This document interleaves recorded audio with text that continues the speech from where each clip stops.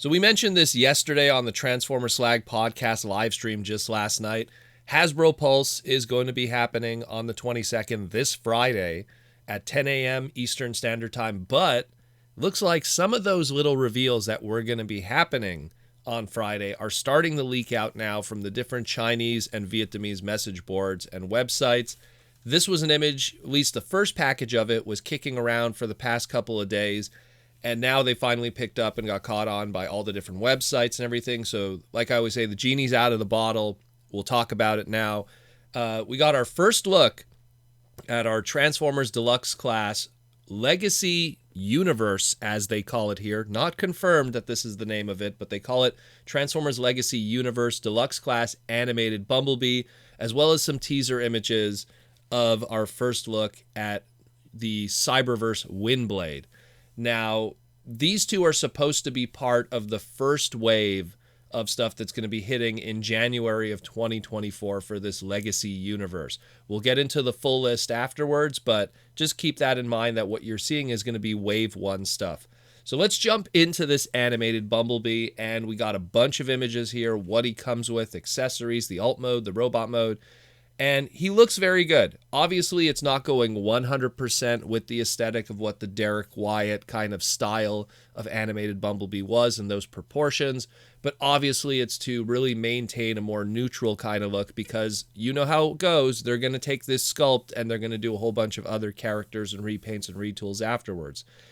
He looks good, though. I like the head sculpt. At least that kind of really maintains the look of that character, the nice smirk on the face, the shape, the outline. I like that they put a good amount of paint into the head sculpt to really, hammer it home. I like how they kept the racing stripe in the right places. It's on his chest in one spot, and of course it's on his legs on the other side.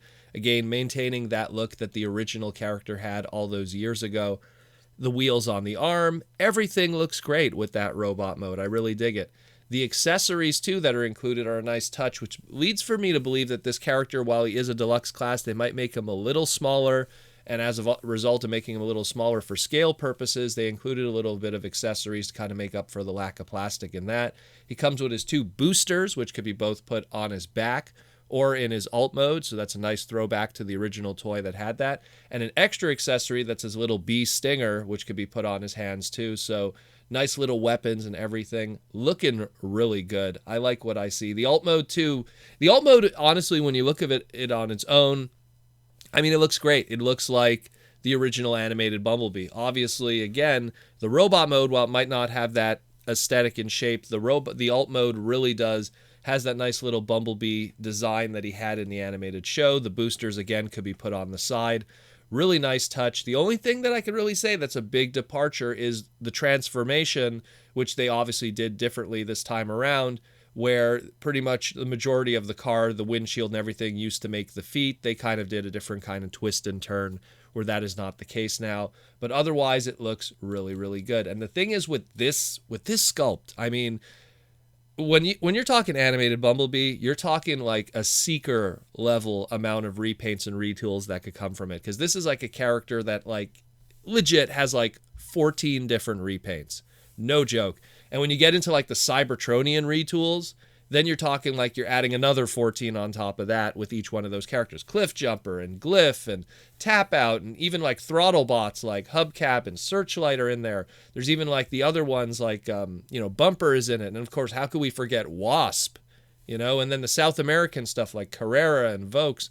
There's so many of those 14 that you could just see repaints and retools just of those characters with this. You take this tooling, new head sculpt, and you're good to go. Then you change like little pieces around it with the forearms and stuff, and then you got the Cybertronian versions. So it's, that is a can of worms that just this one sculpt that we're looking at today is 14 different repaints to happen. Dare I say 28 if they want to go with the Cybertronians. It's going to be nuts. This is going to be a mold that you better get used to it. I mean, you know what it is? It's not even Seeker situation. It's like when we looked at the Lambors and the side swipes. We're almost looking at that. Like that's going to be our car version of this coming. So get used to this mold. You're going to see a lot more of it. And he's going to be, again, part of that wave 1, so he's going to be obviously hitting in the first wave of January 2024. There also was teaser images, not full images, of the Deluxe class Cyberverse Windblade. We don't have much. We pretty much just got different shots from different angles, not the full robot mode or the full alt mode. We did get a nice shot, at least, of the accessories. Much like the original toy, she's going to have her little fan accessory that's on the back of her head and her design that's removable and can be held in her hand, as well as her sword, so that's a nice touch too.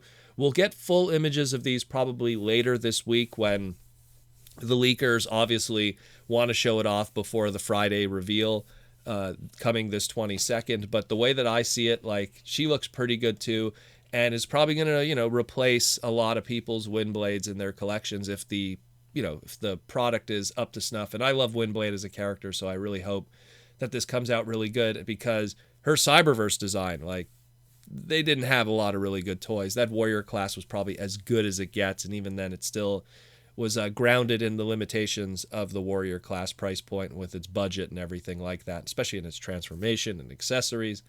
It is what it is, unfortunately.